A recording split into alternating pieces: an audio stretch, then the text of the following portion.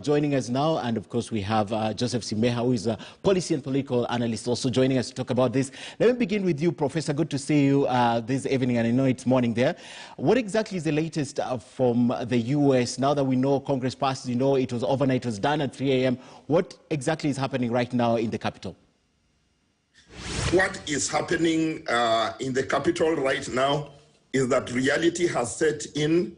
What you saw happening at the U.S. Congress, what you would call the last kicks of a dying horse. The U.S. has got set tradition, and the U.S. has got paradigms, and you cannot divert from those paradigms. Okay. The desecration of the houses of Congress, this is the first time it's happening since 1812, when it was last occupied by the British Army that burnt down the Capitol building. This is the first time it's been desecrated, but questions remain. The questions of security. Where was security? Who made sure that there were not enough Capitol policemen to take care of it? And that when the rioters came in, they were welcomed by the Capitol Police. They posed for selfies, and then they overwhelmed the Capitol Police. The congressmen had to huddle down and be escorted by security to the basement. Then the rioters took over. They sat on the speaker's chair and scribbled nonsense on it. They sat on vice president's chair in the Senate. That is a desecration of democracy. And as your other speaker has said, it's a very sad day for democracy worldwide, not just the United States. But right now, everything is back on schedule. The Congress went back, sat down up to 3 a.m. I was up myself, 3 a.m., and they certified Joe Biden's win.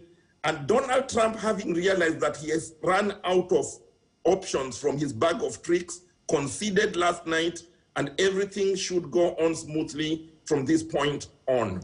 Of course, Professor, that concession didn't seem like a concession. He actually said it's the end of his presidency, first term of his presidency, which is unremarkable, but the beginning of his fight for the electoral rights. But Professor, my other question would be, this is a tradition, and there were fears that Donald Trump will refuse to get out of office. Just in one statement, was it even possible that he was not going to go? It is very possible that he was gonna try not to go. But remember that Donald Trump is not your traditional president. And Donald Trump is not your traditional politician. Donald Trump came off from the brink to represent an extreme of the American right wing, particularly the white extremists who feel that the diversity in America is no good for them, that the white domination is over, and came under the coded language when he says, make America great again. For those of us who've lived in the South, great means white. Make America white again. Okay. So the white supremacy that came with him is over. The reality has taken over. He cannot change the traditions of this country. People were in denial, Republicans were in denial, but the truth of what will define the legacy of Donald Trump is January 6th. January 6th is what will define the whole Trump era legacy. All right, Prof, you know you're coming back to speak to us at length after the broadcast, but let me just pose one question to Joseph Simeha. Simeha, where did you watch this from, whatever was happening in the Capitol, and what parallels did you draw with what's happening in the country sometimes after the election? I watched this from my home in Nairobi, and yes, indeed, there are many parallels, and just two that I can quickly mention. One is how we are driven by fear, either hope or fear, in terms of making decisions in public life, and politics.